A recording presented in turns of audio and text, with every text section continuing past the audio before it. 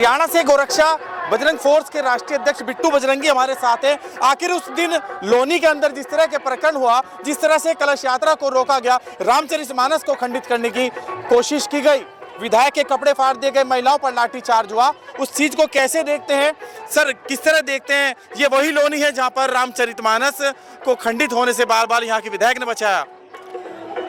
सबसे पहले तो मैं माननीय हमारे सनातन के पुरोधा, हमारे धर्मगुरु, हमारे पूज्य माननीय मुख्यमंत्री योगी आदित्यनाथ जी को बोलना चाहता हूं मैं, जिन्होंने हमारी इस यात्रा में जो विघ्न डालने की कोशिश करी, जिन अफसरों ने, उन पर मुकदमा हो और उनको ड्यूटी से भी बर्खास्त किया जाए और उन पर मुकदमा लगे।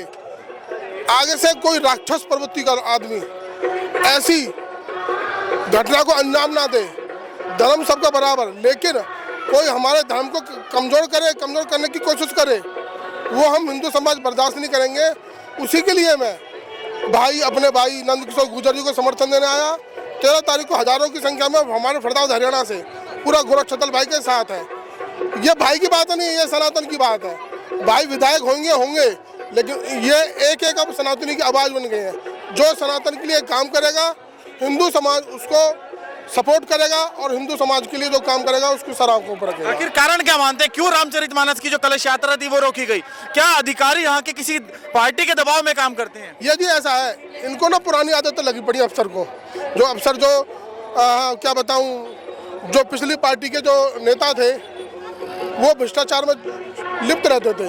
वही अफसर कुछ हमारी भाजपा सरकार को खराब करना चाहते हैं। वो उसी नियम से, प्रगति से, उसी की प्रणाली से चल रहे हैं। वो जैसे वो पहले भ्रष्टाचार घूसखोर थे, वैसे ही वो अब भी कर रहे हैं। तो मैं तो यही अपने माननीय मुख्यमंत्री से बोलूँगा, ऐसे अफसरों पे लगाम कसे, उन पर मुकदमा दर्ज करें और वो समाज में माफ़ी मांगे। नंदकिशोर से नहीं, यहाँ के लोनी वासियों से, हमारी बहन बेटियों से, जिन्होंने उस कलश की यात्रा की रक्षा करी। दुर्गा शक्ति बन के हमारी बहन बेटी दुर्गा शक्ति, वो भागी नहीं, वो डटी नहीं, लेकिन हमारी बहन बेटियों ने संयम से काम लिया। चाहती तो राक्षसों का नरसंहार भी हो सकता था, लेकिन सनातन का मतलब क्या है? सबका कल्याण, सबका भला। तो उसी के निमित्त मैं बताना चाहता हूँ, योगी साहब को दोबारा निवेदन कर रहा हूँ कि उन अक्षरों पर लगाम कसे। आगे ऐसे राक्षस दोबारा भी करेंगे, वो रुकेंगे नहीं जब तक उनका सिस्टम बैठाया नहीं जाएगा। योगी साहब ने तो अच्छा को बैठा दिया, तो यहाँ के जो अफसर हैं उन पर जांच और बैठाई जाए कि किसके इशारे पे किया। उनका कहना है अनुमति नहीं ली थी यात्रा की, जिस कारण से उस यात्रा को रोका जा रहा था। ये जलियाना बाग, तुम्हारा ये शाहीन बाग में रोड पे 6 महीने बैठ के इन्होंने किससे अनुमति ली थी?